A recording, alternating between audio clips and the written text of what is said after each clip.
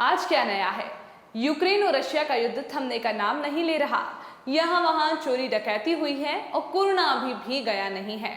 Supreme court के पास आज यानी कि 75 केसेस 75 केसेस पेंडिंग हैं और मंदिर की जगह मस्जिद, मस्जिद की जगह मंदिर बनाने वाली याचिकाएं ताबड़तोड़ चल रही हैं। उन्हीं ताबड़तोड़ याचिकाओं में से ये केस बना है काशी यानी कि वाराणसी में काशी विश्वनाथ मंदिर के बगल बनी ज्ञानवापी मस्जिद का। नमस्कार, बिग हेडलाइंस देख रहे हैं आप। मैं हूं आपके साथ भूमिका और स्वागत करती हूं आपका बिग हेडलाइंस की इस खास पेशकश में। तो ज्ञानवापी मस्जिद केस और क्यों इस पर इतना ज्यादा बवाल हो रहा है और इतनी चर्चाएं हो रही हैं, आइए अब सब समझते हैं। चलिए अब कुछ सवाल जवाब के जरिए मैं आपको इस पूरी कहानी से रूबरू कराती हूँ। सबसे पहला और बेसिक सवाल, कहाँ है ये ज्ञानवापी मस्जिद? ये विवादित ज्ञानवापी मस्जिद वाराणसी में काशी विश्वनाथ मंदिर से सटी हुई है, या यूं कहें तो बिल्कुल लगोलग और पास पास है। अब दूसरा सवाल, क्यों है मस्जिद पर इतना विवाद? इसमें क्वेश्चन का जवाब मैं आपको बताती हूँ कि हिंदू संस्थानों का मानना है कि 17वीं सदी में काशी विश्वनाथ मंदिर को एक तरफ से औरंगजेब द्वारा तोड़ा गया था और फिर वहां पर मस्जिद बनाई गई थी। अब याचिकाएं डाली जा रही हैं ये बोलते हुए कि मस्जिद का सर्वे हो, जांच पड़ताल हो कि क्या सही में 17वीं सदी में ऐसा कुछ भी हुआ था। दोस्तों, वाराणसी की एक अदालत ने आर्कियोलॉजिकल सर्वे ऑफ इंडिया यानी कि ASI की इस सर्वे और जांच का काम सौंप दिया, मगर फिर उत्तर प्रदेश सुन्नी सेंट्रल वक्फ बोर्ड और अंजुमन इंतजामिया मस्जिद कमेटी ने इसका जोर शोर से विरोध किया और विरोध जारी था और याचिका का सामना किया। आपको बताते चलूं कि यही दोनों यानी कि उत्तर प्रदेश सुन्नी सेंट्रल वक्फ बोर्ड और अंजुमन इंतजामिया मस्जिद कमेटी, इन्हीं के अंडर ये पूरी ज्ञानवापी मस्जिद चलती है।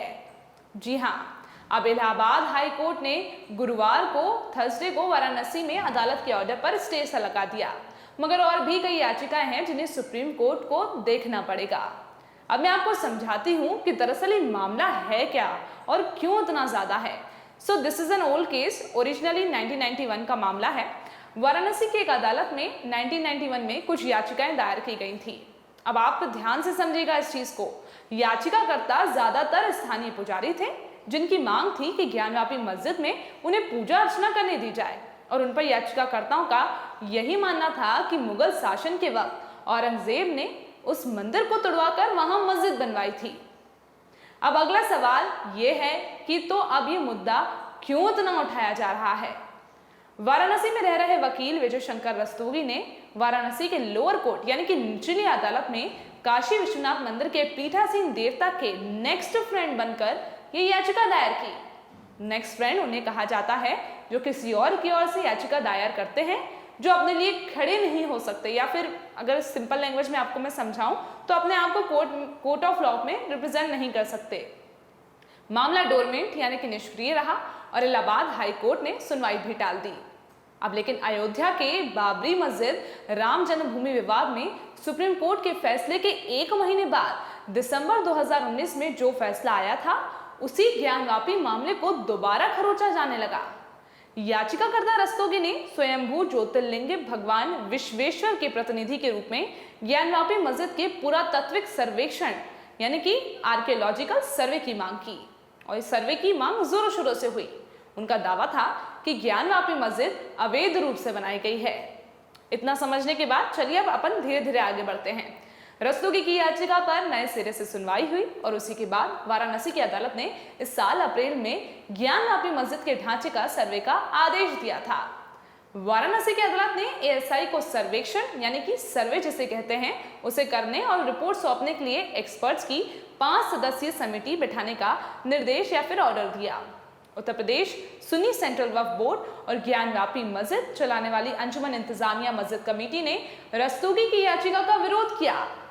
उन्होंने ज्ञानवापी मस्जिद के सर्वेक्षण के वाराणसी अदालत के आदेश का भी जोर शोर से विरोध किया और फिर आखिरकार बीच में आना पड़ा इलाहाबाद हाई कोर्ट को।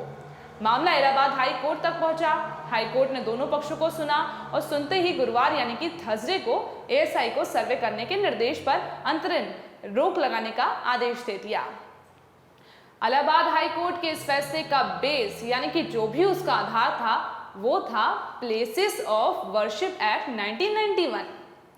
ये कानून कहता है कि 15 अगस्त 1947 को जिस पूजा स्थल का धार्मिक चरित्र जैसा है वो वैसा ही रहेगा। अगर कोई मंदिर है तो मंदिर रहेगा और मस्जिद है तो मस्जिद रहेगी, और वर्शिप प्लेस यानी कि कोई भी धार्मिक जगह पर कोई भी बदलाव नहीं होगा। ये कानून दरअसल नरसिम्हा राव के समय आया था। निचली अदालत यानी कि लोअर कोर्ट और उच्च न्यायालय दोनों में याचिकाकर्ता ने तर्क दिया कि 1991 का ये अधिनियम यानी कि आपका ये जो वर्शिप एक्ट है ज्ञानवापी मस्जिद पर लागू नहीं होता है, क्योंकि उनका कहना है कि 17वीं शताब्दी में मस्जिद बनाने के लिए काशी विश्वनाथ मंदिर का एक हिस्सा ध्वस्त कर दिया गया था और इसलिए वे इस पर लागू नहीं होता। प्लेसेस ऑफ वर्शिप एक्ट 1980 के दशक के अंत और 1990 के दशक की शुरुआत में अयोध्या में राम मंदिर के निर्माण में अभियान के बैकड्रॉप में आया था। आपको याद होगा कि उस समय इसी पर इतना ज्यादा यानी कि धुआंधार कैंपेन चल रहा था।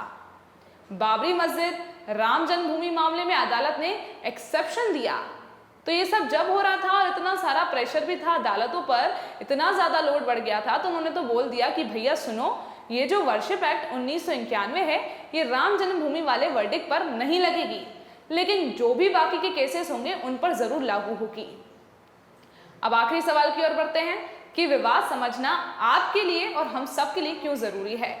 ज्ञानवापी मस्जिद विवाद भारतीय जनता पार्टी, विश्व हिंदू परिषद यानी कि वीएचपी और राष्ट्रीय स्वयंसेवक संघ ने दोबारा खरोचा था, और जब अयोध्या में राम मंदिर निर्माण का अभियान चल रहा था तभी खरोचा गया। ये 3 धार्मिक जगहों के नाम सामने आए इस मैनिफेस्टो में। एक तो राम जन्मभूमि, दूसरा ज्ञानवापी मस्जिद और तीसरा धार्मिक स्थल मथुरा में शाही ईदगाह मस्जिद। उसके बारे में मैं आपको अगली रिपोर्ट में समझाऊंगी। प्रचारकों ने कहा कि शाही ईदगाह मस्जिद का निर्माण भगवान कृष्ण के जन्म स्थान पर एक मंदिर को तोड़कर किया गया था। अब इतने दावों के बीच एक बात जो साबित की जा चुकी है दस्तावेजों से, वो ये है कि मौजूदा काशी विश्वनाथ मंदिर का निर्माण इंदौर की रानी अहिल्याबाई ने 1735 के आसपास कराया था, यानी कि कहें तो औरंगजेब की मरने के लगभग 2 दशक के बाद। अब देखिए इतनी धारणाएं हैं, कहीं कुछ लिखा है तो कहीं कुछ और लिखा है। अब तो ये अदालत ही फैसला करेगी कि सच क्या है और झूठ क्या है, या कहें तो दूध का दूध पानी का पानी जल्द हो जाएगा। मगर दिक्कत यह है कि लोगों का अदालतों पर से विश्वास भी डगमगा चुका है, और शायद यही वजह है कि समाज में इतनी बेचैनी देखने को मिलती है। अब इस मसले पर जो भी अपडेट आएगा वो मैं आपको जरूर बताऊंगी, मगर फिलहाल इस खबर में और इस पेशकश में इतना ही। तब तक के लिए नमस्कार।